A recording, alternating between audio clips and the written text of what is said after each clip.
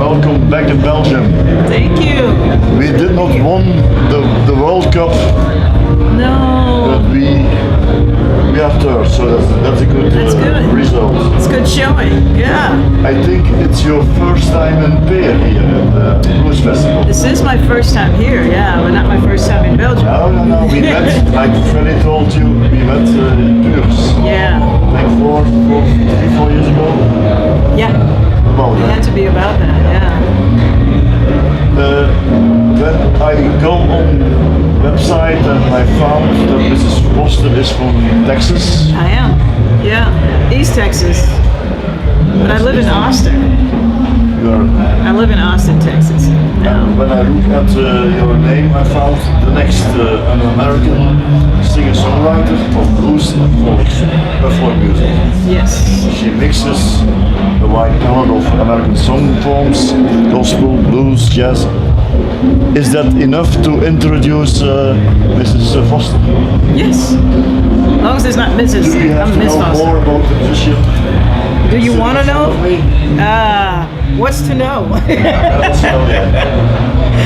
There's a lot to know. There is one thing that I'm very sure of, that you are from a musical family. Yes. Yeah, I grew up with gospel music mostly, and also soul music. A lot of soul. Bobby Blue Bland, Bobby Womack, Johnny Taylor. You know, I grew up listening to a lot of soul music on vinyl. My mother was a huge fan of soul music and gospel music. So those are my roots. So that's what you hear in my music, in my sets when I play.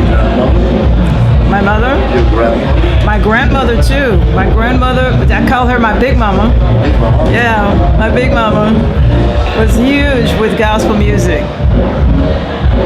Yeah. Your career started in Texas, I can say. Yeah, I did. It pretty much started in the churches throughout East Texas and central part of Texas, and then I went on to study music. And after that, I went into the military, and I actually played music there. But you did not start as a singer. So you were first. I read something about a camera operator. I was a camera operator. Yes, so I know how to do that too. Yeah, I worked at a couple of TV stations because it always fascinated me how much work goes into making a really beautiful video production.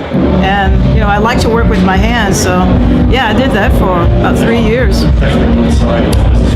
Yeah, I like it. Very good. But when did you knew that you wanted to become a musician? I think I've always known that I want to be a musician. I didn't know in what capacity that was going to be in, though. I never saw myself being out front, in front of people singing, because I was very shy as a little girl. So being out in front of people is not something I wanted to do. I thought I was just going to be a piano player or guitar player, which is great. And, you know, back up all of the greats, you know. But now I do it all. Yeah, you have to go back until 97. Yeah. First album. Yes, I recorded that one. Yeah, I recorded Full Circle when I moved back to Texas, and it was pretty much all of my own songs on that one, and homegrown. You know, I raised my own money for it. Gosh, I had a wonderful band back then too. Just local guys, you know, that love to play music. How different is the album as your last album? Your Joy Comes Back album? Yeah, it's well, that was '97, and yeah, now I'm a little older now and wiser. No, it's a different sound now. It's definitely more, you know, my voice is a little more mature, and I've been writing since. So I keep writing, and my writing is getting more towards blues than it was on the first album. The titles of both albums are able to tell you something. Is that correct? Yeah, Full Circle.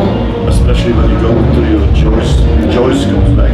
Yeah, Joy Comes Back. What's behind the title? Well, I was going through a lot in my life. My personal life was. I was going through a lot of shifts and changes. I was coming out of a 7-year relationship and with a child, and I was on the road a lot. I played a lot, and so it was very difficult to try to find my bearings, because I was constantly moving and trying to be a mom and trying to be a band leader and trying to be a business person. Trying to find yourself. Yeah, and it kind of burned me out a little bit. So I went back into the studio really just as therapy, just to kind of hide, a place to hide.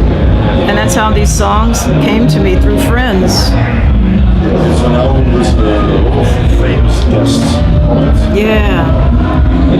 Yeah. So, love songs on it? There is a love song on there. Yeah. What are you listening to? What are you listening to? Yeah. Nice song. It's a Chris Stapleton song, and I love that one. Yeah. Thank you. But also some harder songs. The War Pigs. War Pigs. Can you tell us something more about that song? Well, I mentioned I was in the military, and I worked with a lot of guys. I worked the night shift, and these guys, they love the rock and roll, or rock. They would tell me how to say it. You got to say rock. And they put on Deep Purple, all the classics. All these guys, AC/DC. These are the songs I was learning. Again, another genre of music. And I have always done War Pigs acoustically, and I thought this could be fun to do. Let's put this one on there. And I thought I'd play it on Resonator just to give it more of a country, just to slow it down a little bit. So you can hear both sides of Mrs. Foster on the album. Yeah, it's kind of it's Very like good. Ozzy meets Son House. It's War Pigs on a Resonator guitar. Yeah, you're working on new things, new songs. I'm trying to. Yeah. Then do you have your ideas or your inspiration? I have a ton of ideas, and I keep my ideas on my phone. Oh. Yeah, I sing into my phone, so that's what I've been doing. And I've got to gather all that together someday. When you wake up and you have something in your mind, Yeah, sing it. I do. I sing it. Great. Yeah. You have been awarded many times, I think. A lot of awards. I've been very I fortunate. just named the US Artist Fellowship Award in 2018. The Coco Taylor Award, so I can't go on, but we have special awards that you say that's the special one. Well, they're all special because it's like being validated. Yeah. Anytime I get recognized for being out here, and that's all I can say to that is just thank you for the people that because they're voted by my peers for the most part. A lot of these awards, I say the Coco Taylor Award is very special to me. I think so. Yeah. Because the name Coco Taylor. That's right. That's right. And I had the privilege of getting to meet her before she passed, and I remember being tongue-tied. I couldn't even speak while I was talking to her. So to get an award with her name on it it's a huge deal to me. When you think back over the years, what would you do different? What would you do others? What would I do different with my music? When you could start again, what would you do different? Probably come back as a camera operator. Whatever makes me happy, whatever gives me joy. I think music would definitely still be a part of my everyday. It may not be the main thing, but it would definitely. Because I've taken a break from music. That was when I was running camera for a TV station, and I worked around helicopters for a year. I've taken breaks, but music was always there. I would play on weekends. I try to run away, but music goes. It brings me back every time. Every time. Ruthie, if you look to the future, there are things that you surely want to do once. I'm sure I want to do once. Oh yeah. Play with some people or play Yeah. somewhere or. I'd love to have dinner with Sam Cooke. Not with your president. No. He was in Brussels this week, but we were not so happy. I almost asked the same question to the musicians that I can talk with. Is the next one. What did you learn about yourself by being a musician? I learn every day something about myself and music because every situation we walk into is different.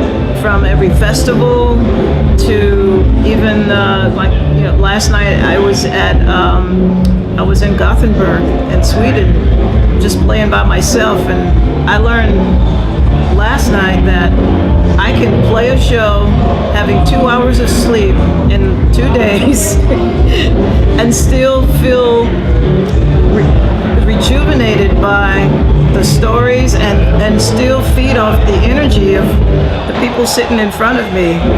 And I was surprised myself how tired I was when I started, and by the end of the night I didn't want to go back to my hotel room. It was so much energy in the room. That you can say, you have to think. Yeah, I guess it's more of a reminder. It's a reminder. A lot of the artists this weekend were playing on the Mitch Woods album. Yes. Van Morrison yesterday. Right.